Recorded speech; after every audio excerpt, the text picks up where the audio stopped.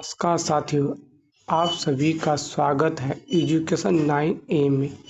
आज हम सीटेट के महत्वपूर्ण विषय बाल विकास एवं शिक्षा शास्त्र सीडीपी से जुड़े महत्वपूर्ण प्रश्नों का अभ्यास करेंगे। सीडीपी सीटेट परीक्षा का सबसे महत्वपूर्ण भाग है, जिसमें बाल विकास, अधिगम, शिक्षण अध्ययन, पियाजे, वाइगोत्स्की, कोल्बर तथा समावेशी शिक्षा से संबंधित प्रश्न पूछे जाते हैं।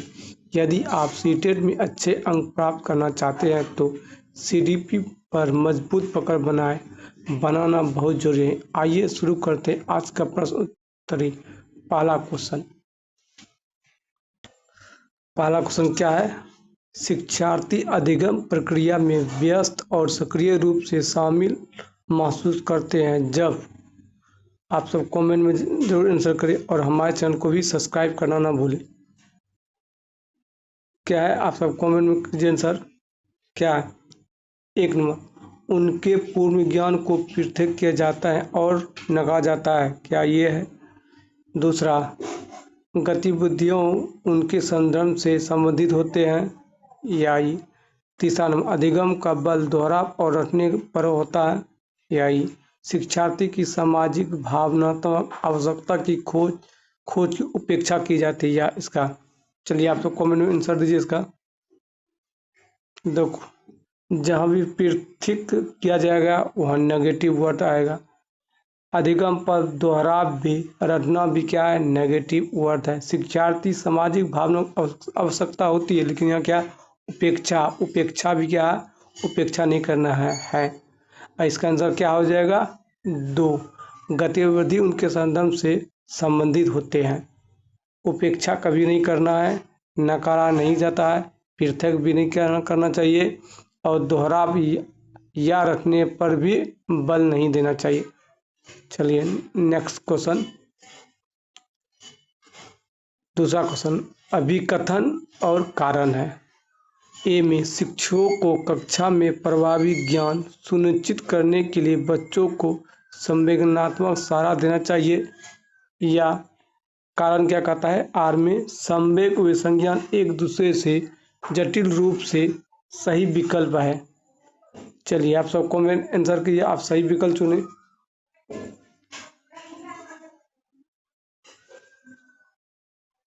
चलिए ए और आर दोनों क्या गलत है? ए आर दोनों सही है तथा आर ए की सही व्याख्या करता है। ए आर दोनों सही है परंतु ए की आर सही व्याख्या नहीं करता है। या ए सही है किंतु आर गलत है। चलिए आप सब कमेंट में आंसर करिए। दोनों देखो, शिक्षक को प्रभावी संज्ञान सुनिश्चित करने के लिए बच्चों को संवेदना तो क्या करना चाहिए? साधन। ये सही बात है। संवेग व संज्ञान क्या है? एक दूसरे से क्या है? जुड़े हैं। दोनों क्या है? यहाँ भी संज्ञान है, यहाँ भी संज्ञान, इसलिए क्या होगा? ए आर दोनों सही। आर ए की क्या करता है? सही व्याख्या करता है।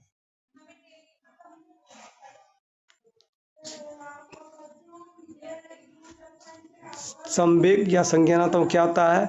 जैसे संवेग और संज्ञानात्मक क्या होता है? ध्यान,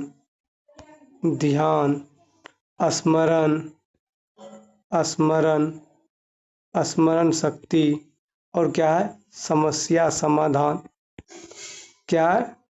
समस्या समाधान करता है। चलिए नेक्स्ट क्वेश्चन। तीसरा क्वेश्चन कमेंट में आंसर दीजिए।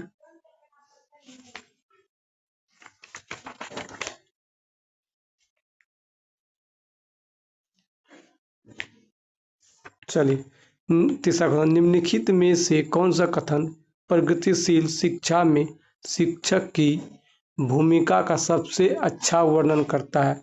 क्या है? प्रगतिशील कौन दिया था? जॉन डेवी दिया था प्रगतिशील। जॉन डेवी दिया था किस? क्या? प्रगतिशील शिक्षा। चलिए पहला नंबर, शिक्षक बच्चे को स्वतंत्र रूप से कार्य करने के लिए उनके हाल पर छोड़ देना चाहिए। या शिक्षक ज्ञान का प्राथमिक स्रोत होते हैं। या शिक्षक एक सुविधाजनक के रूप में कार्य करते हैं। या शिक्षक निर्धारित पाठ्यक्रम को जो तो लागू करता है। जहाँ भी जो तो होगा यहाँ नेगेटिव होगा। शिक्षक का ज्ञान प्राथमिक नहीं, शिक्षक नहीं होना चाहिए, बालक का होना चाहिए, बालक का प्रथम होना चाहिए। शिक्षक को स्वतंत्र रूप से कार्य करने उनके हाल में नहीं छोड़ना चाहिए, उसका मदद करना चाहिए। क्या करना चाहिए? मदद करना। बचा कौन? किसका आंसर? शिक्षक एक क्या है? सुविधाजनक के रूप में कार्य करता है। 3 नंबर आंसर। चलिए नेक्स्ट क्वेश्चन। चलिए चौथा क्वेश्चन। समानता सीखने की अक्षमता कठिनाई वाले बच्चे में किस चीज का कमी होते हैं? पहला, मानव बुद्धि परीक्षण के माध्यम से निदानित बहुत कम बुद्धिलब्धि होते हैं, या नज़र कमजोर होने के कारण पढ़ने में परेशानी होती है, या अपने भावनाओं को नियंत्रण करने में समस्या होती है, एक जैसे दिखने वाले अक्षर और वर्ण को लेकर क्या होता है? भ्रम होता है। चलिए आंसर कीजिए।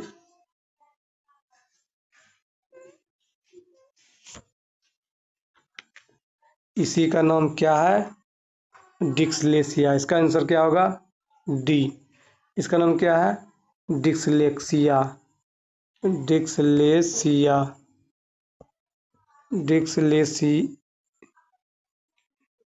डिस्लेक्सिया क्या नाम? डिस्लेक्सिया। डिस्लेक्सिया क्या करता है? बी को क्या समझ आता है? डी। जैसे बी समझता है, बी को क्या समझ आता है? डी। बी ई है, डी ई है, दोनों में अंतर नहीं कर पाता है।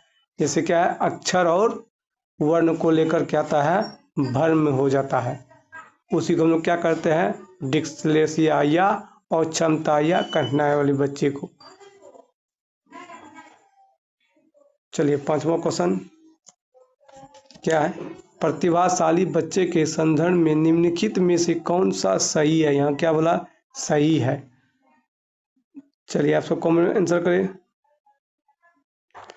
प्रगतिशील छात्र अन्य छात्रों की तुलना में अपेक्षाकृत उत्तम गति से सीखता है, या प्रतिभाशाली बच्चे सीखने की अक्षमता के जोखिम में मुक्त होते हैं।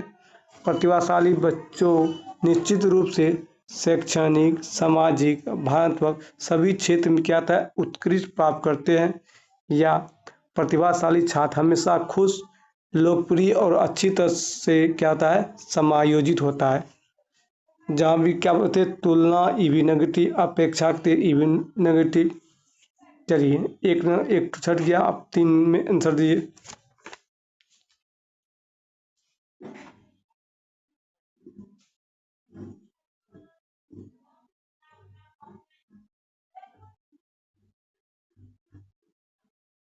चलिए आंसर दिए।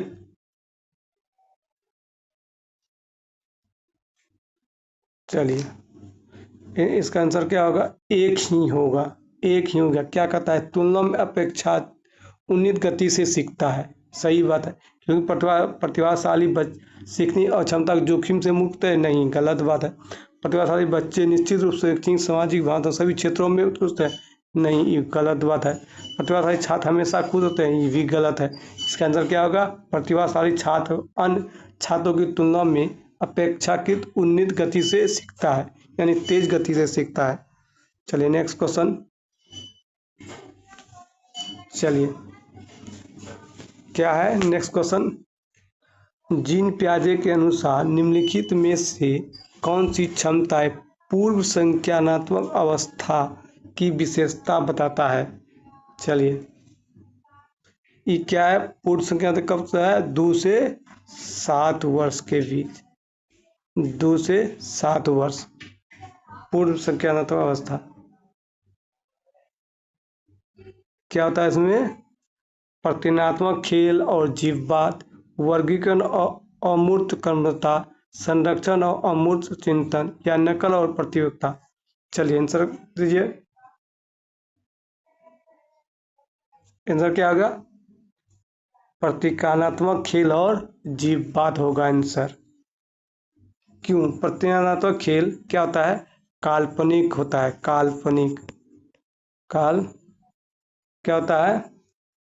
कल्पनाशील होता है, कल्पनाशील होता है, कल्पनाशील होता है। क्या होता है? बच्चे कल्पनाशील खेल से संलग्न होते हैं और वस्तुओं को प्रतीकात्मक रूप से क्या करते हैं, उपयोग करते हैं। जैसे क्या कहते हैं, बच्चे कोई क्या कहते हैं, अगर बच्चा अगर कोई वस्तु को छिपा देता है तो बच्चा क्या करता है, फिर से उसे ढूंढ लेता है। इसीलिए क्या होता है, प्रतीकात्मक खेल और जीववाद विधि। जीववाद क्या होता है, निर्जीव वस्तुओं को जीवित गुण में युक्त मानते हैं। यह मानते हैं कि वस्तु के विचार, भावना और योजना होते हैं जो मनुष्य या जानवर के समान होते हैं जीववाद में। चलिए नेक्स्ट क्वेश्चन। चलिए क्या है, आलोचनात्मक सोच वाले प्रश्न पूछने का प्राथमिक उद्देश्य क्या है? आलोचनात्मक सोच। चलिए इसमें क्या आता है, उच्च स्तरीय होता है। आलोचना में क्या आता है, उच्च स्तरीय स्तरीय स्तरीय प्रश्न होता है, उच्च स्तरीय प्रश्न होता है।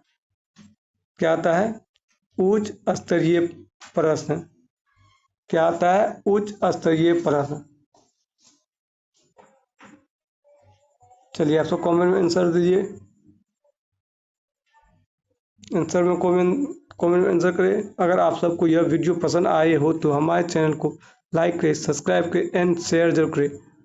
चलिए पहला क्या है, छात्रों को जानकारी याद रखने के लिए क्या करना चाहिए, प्रोत्साहित करना चाहिए। याद रखने के लिए क्या करना चाहिए, प्रोत्साहित रखना चाहिए। या छात्रों को प्रकृत्यात्मक ज्ञान विकसित करने में सक्षम होना चाहिए। छात्र के ज्ञान और समझ कौशल का क्या करना चाहिए, आकलन करना चाहिए। या उच्च स्तरीय सोच और समस्या समाधान कौशल को बढ़ा देना चाहिए। चलिए आप सब कमेंट आंसर करें। आंसर तो बता दिए, क्या है, उच्च स्तरीय सोच और समस्या समाधान में क्या होता है, कौशल को बढ़ा देते हैं।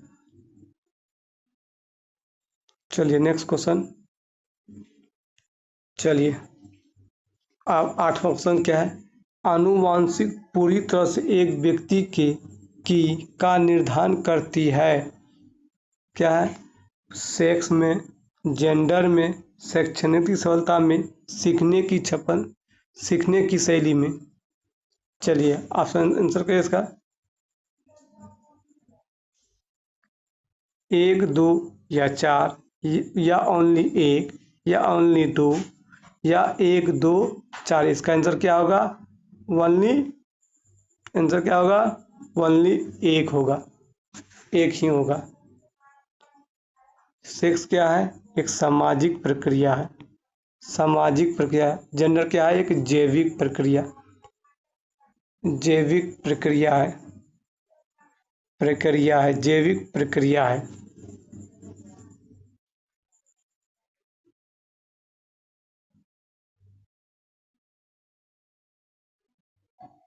चलिए नेक्स्ट क्वेश्चन क्या है, चलिए नेक्स्ट क्वेश्चन।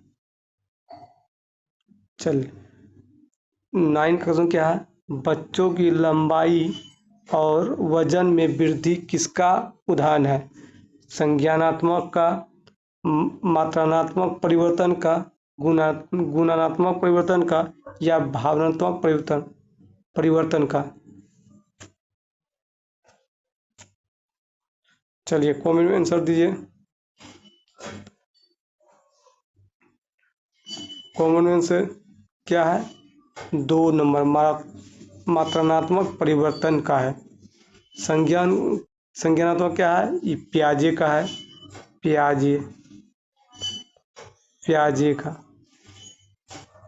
पियाजे का है। गुणात्मक क्या होता है, गुण और संरचना का, संरचना से क्या होता है, संबंधित होता है। या समझ पर। मात्रात्मक परिवर्तन क्या होता है, मात्रा परिवर्तन तात्पर्य है मात्रा। इसमें क्या होता है, मात्रा, आकार, मात्रा, आकार या माप। माप में परिवर्तन है, लंबाई और वजन में वृद्धि, शारीरिक आकार और द्रव्यमान। क्या है? शारीरिक और द्रव्यमान।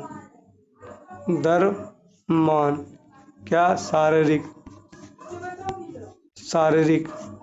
और द्रव्यमान का क्या होता है? इसमें वृद्धि का प्रतिनिधित्व करती है। जो मात्रात्मक परिवर्तन है, इन परिवर्तनों को वस्तुनिष्ठ रूप से मापा जा सकता है और ये क्या होता है? सामान्यतः शारीरिक विकास से जुड़ी होती है। यह किससे होता है?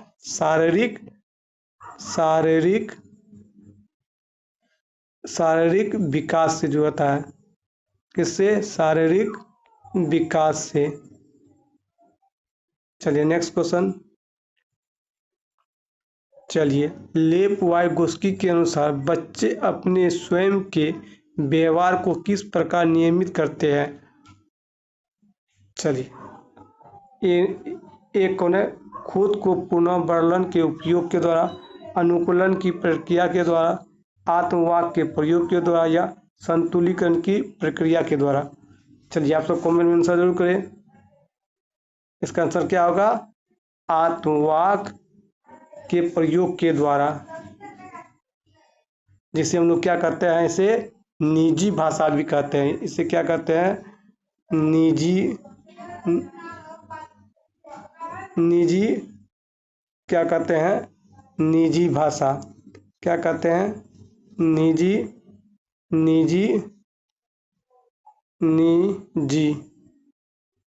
निजी भाषा भी कहते हैं। निजी भाषा। और क्या कहते हैं? और क्या कहते हैं? स्व बातचीत,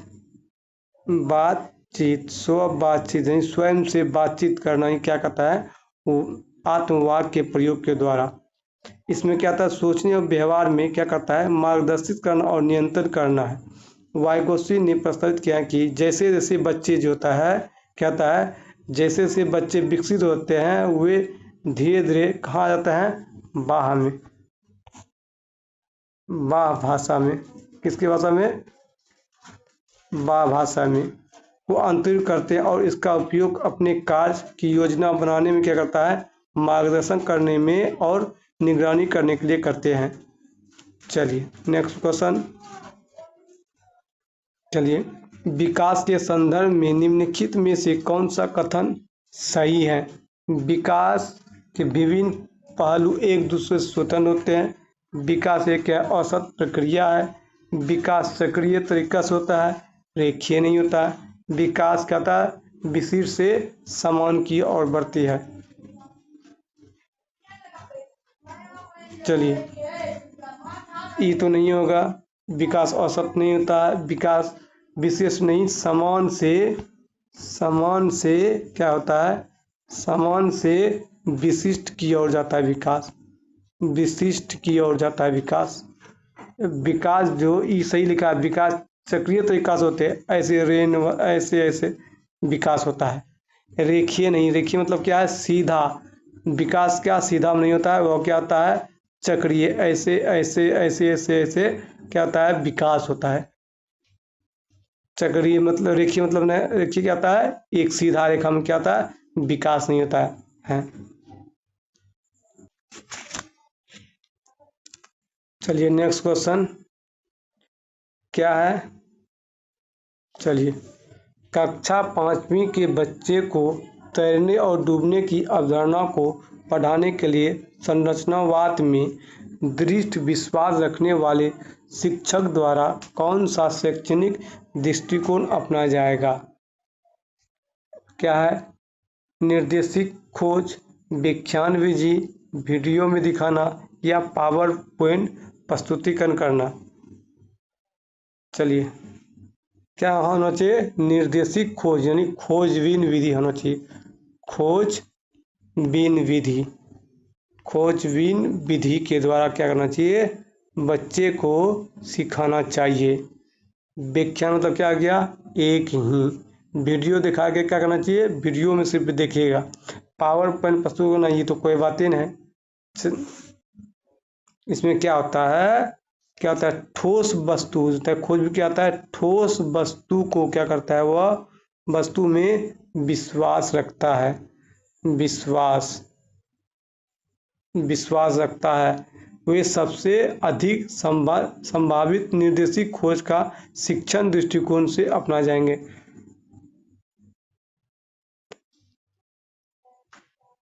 संरचनावाद क्या होता है, संरचनावाद थोड़ा बताते हैं। संरचनावाद में क्या है, सीखने का सिद्धांत होता है। इसमें सीखने का, सीखने के लिए, सीखने के लिए, सीखने के लिए।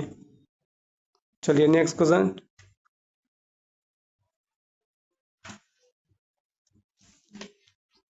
चलिए, जेंडर के व्यवहार के बारे में पूर्व कल्पित सामान्यकरण क्या कहलाता है?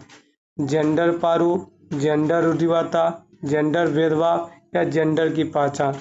चलिए ये सब आप सब तुरंत आंसर देगा, क्या होगा, जेंडर रूढ़िवादिता।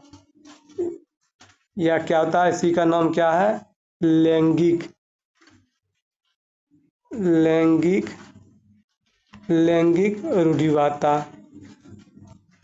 रूढ़िवादिता या रूढ़िवादिता, इसी क्या नाम है, जेंडर रूढ़िवादिता, मतलब लैंगिक रूढ़िवादिता होता है, इसे भी कहा जाता है। चलिए नेक्स्ट क्वेश्चन। एक समावेशी कक्षा में, यानी एक समावेशी कक्षा में सभी बच्चे समान पाठ्यक्रम का पालन करते हैं और सभी शिक्षार्थी के लिए समान शिक्षा शास्त्र अपनाना चाहिए।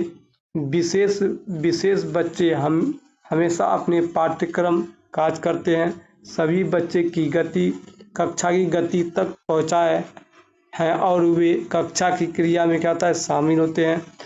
विशेष बच्चे को जरूरतमंद और आश्रित के रूप में देखना चाहिए। चलिए आप लोग कमेंट में आंसर करें, इसका आंसर क्या होगा, 3 ही होगा। सही बच्चों की कक्षा की करना चाहिए, गतिविधियां तक पहुंचाना चाहिए, जिस कक्षा की क्रिया में शामिल करना भी चाहिए। इसका आंसर क्या होगा, 3 हो जाएगा। सभी बच्चे में क्या पाठ्यक्रम का पालन करना चाहिए, गलत नहीं करना चाहिए। चलिए नेक्स्ट क्वेश्चन फिर से आ गया लेब-वाइगोस्की। लेब-वाइगोस्की के सिद्धांत के अनुसार छात्रों के सीखने के अनुभव को बेहतर बनाने के लिए निम्नलिखित में से कौन सा एक अनुशासित दृष्टिकोण है? चलिए पहला क्या है, छात्रों को ऐसा कार्य प्रदान करना जिसे वे व्यक्तिगत रूप से प्रबंधित और पूरा कर सके। क्या ये होगा, छात्रों को ऐसे कार्य प्रदान करना जो उनकी समझ के वर्तमान स्तर से पूरी तरह से असंबंधित हो, या छात्रों के वर्तमान स्तर पर आधारित उनके उचित समर्थन और मार्गदर्शन के साथ कार्य प्रदान करना चाहिए। छात्रों को कोई सहायता नहीं देना चाहिए, गलत बात, यहाँ तो गलत हो गया। आप देखो व्यक्तिगत रूप पूरी तरह से संबंधित होना चाहिए। चलिए 3 में आंसर दीजिए, क्या होना चाहिए, इसका आंसर 3 होना चाहिए। छात्रों के वर्तमान स्तर पर आधारित उनके उचित समर्थन को क्या करना चाहिए, मार्गदर्शन करना। किसको, शिक्षक को, शिक्षक को क्या करना चाहिए, मार्गदर्शन देना चाहिए। जिस टॉपिक को पढ़ा रहे पहले वो क्या करना चाहिए, उस टॉपिक के बारे में बच्चे से क्या करना चाहिए, पूछना चाहिए।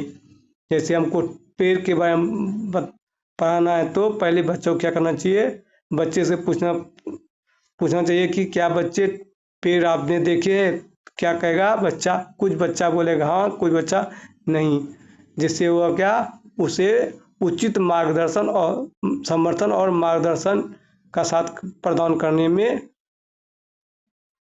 प्रदान करेगा। चलिए नेक्स्ट क्वेश्चन। चलिए लास्ट क्वेश्चन है शायद। चलिए क्या है, हेंज की दुविधा को विशेष किए जाने पर अर्पिता तर्क देती है, कानून इस परिस्थिति के लिए स्थापित नहीं किया गया था। इस स्थिति में दवा लेना वास्तविक से सही नहीं है, लेकिन यह उचित है कि लॉरेंस कोल्बर के सिद्धांत के अनुसार अर्पिता नैतिक विकास की कौन सी अवस्था पर है? यांत्रिक उपदेश या नियम, सामाजिक सरोकार और विवेक, नैतिकता का विरोधाभास या व्यक्तिगत अधिकार व लोकतंत्र के लिए दंड की और उन्मुखीकरण और आज्ञाकारी स्वीकृति कानून। चलिए आप सब क्वेश्चन आंसर दीजिए इसका।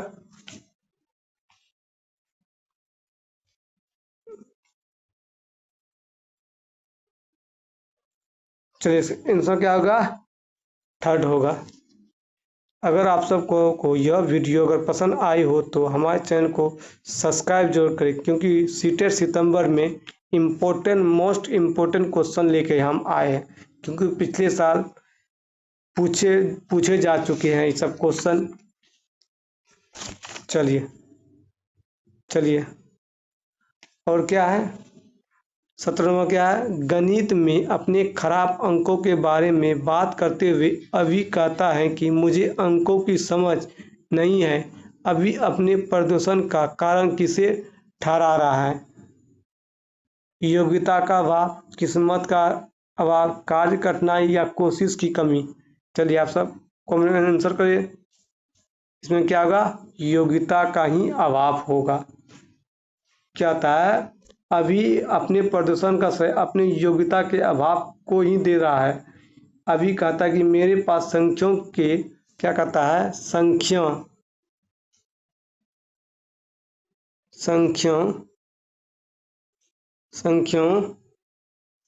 के लिए भाव नहीं होते हैं। संख्या हुआ, ये कहता है संख्या, जैसे ई संख्या हुआ, इसका क्या है? यह रीड एंड राइट नहीं किया, इसलिए क्या होता है? योग्यता का अभाव हुआ। इसीलिए क्या अभी क्या हो गया? प्रदर्शन कर नहीं पाया और अच्छे रिजल्ट नहीं आ पाया। इसलिए क्या कहता है? बार बार क्या करना चाहिए? एमसीक्यू टेस्ट देना चाहिए। चलिए आज का लास्ट यही क्वेश्चन खत्म करते हैं।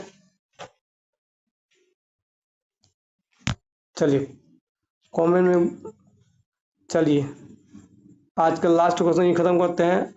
धन्यवाद साथियों। आशा है कि आपको सीडीपी सीडेट के ये महत्वपूर्ण प्रश्न पसंद आए होंगे।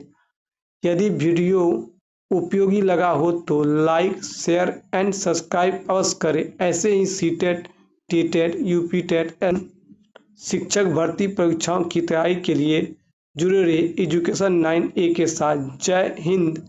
मिलते हैं अगले वीडियो में। Education 9A, learn to lead tomorrow. धन्यवाद।